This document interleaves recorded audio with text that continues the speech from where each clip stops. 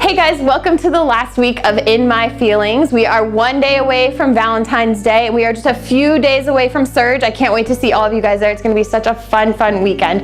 But while we're sitting here tonight talking about love and talking about relationships, we're going to talk about the 5 love languages. This is the way that we communicate love with people and that we receive love. But what's more important is that this is also the way that the Lord communicates love with us and that we can communicate love with Him. So if you've never taken the love languages test and you're curious, like, what is a love language? You can easily go online and take it tonight and find out which love language you prefer. But for tonight, we're going to talk about the 5, and we're going to talk about the ways that they relate to us communicating with the Lord and the Lord communicating with us.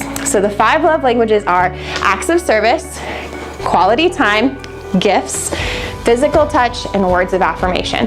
Personally, I'm words of affirmation. So when I hear someone tell me you're doing a good job, or I'm proud of you, or if someone gives me a little note that says, hey, I'm so thankful for what you're doing for me, it means a lot.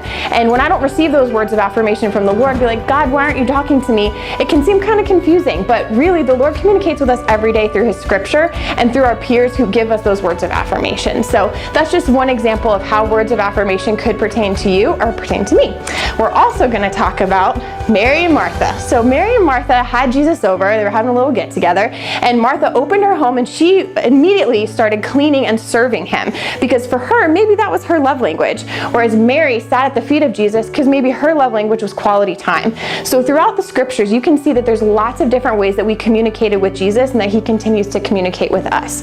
So tonight, we're going to talk about those different love languages and why they're so important to us growing in our spiritual journey and us continuing to hear from the Lord on a day-to-day basis. So maybe if Drake really knew Kiki's love language, he wouldn't have to be wondering what it was and if she really loved him.